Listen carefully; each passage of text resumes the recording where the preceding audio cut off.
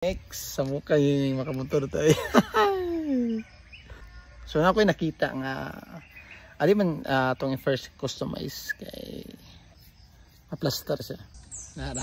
So yato tani karon ila Kuya Arnold or ka Uncle Kim. Asa ray bakante sila ha. Kay ato ning i-plaster ang pipe ug ang tambutso kay gawas ra kayo dili mo sangit dili mo sulod ang cover. Nara guys, so gawas kayo. Ug sa dili madugay naa na ta ila Kuya Arnold. Dito natagi kanila Uncle Kim. Wala daw sila stilin kay kiyabangan pa. Ug gitangtang na nila mong muffler kay para ma-separate ang muffler sa chamber pipe. Parang yung rider ani ba? Ang tagiyaan. Busing sangot ni sa batuwing.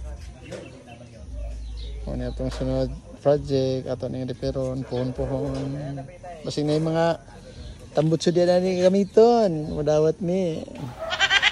No man na nato separate ang muffler ato na dayong gi-final ang sandag base sa atong ganahan. Gitaon na day nato ang cover kung bagay ra ba. Wapo na sama ni Uncle nga galabay-labay ra. Ug amo ring i-check ang tubo nga mo gamiton ug pareha ra pa. Ug diring tungura grabe among katawa kay ningon ko kuya kinsa kay nag-welding ani. Wa man gyud niya plastara perting gawasa. Una ang cover wala sa plastada. Ug wala na ko dama ang previous welder day siya naman po day nagbirada. Oh. Mana na yung plaster ba? Oh, nana gyud wa gyud to kabantay tong welder nga gyud. Taga-asa ka itong tawanan. Pasagad naman to. Sagad na mag-gawin. Itsa mo yun ay nag-building yan yun na. Butasa nag-ipawil din ni Sir Jombay. Pulis sa siyudad. Kuha sa ning gamay ning kuano. Kanaw kanyo. Kang Adrio. Anak kuha gamay dia babaw. Para mo dikit siya din.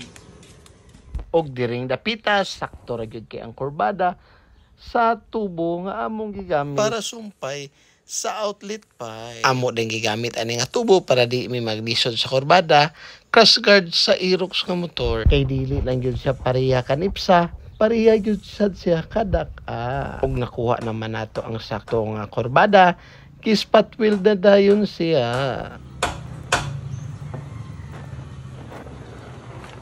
Kasi sa ilalim at bag ato bang ilaw na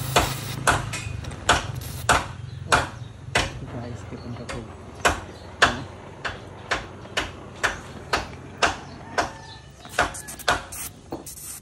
ug panahon na sa pagtangtang kay sakto na ang sandag be okay ra ba kitangtang na dayon siya kay panahon na sa pag full weld para lig-on siya bisan init-init pa amo nang gitaod kay sure yung ko suko na to kong asawa kay nila kaurap ko walay istorya. Sa'yo kay kanawala wala ka na mahaw.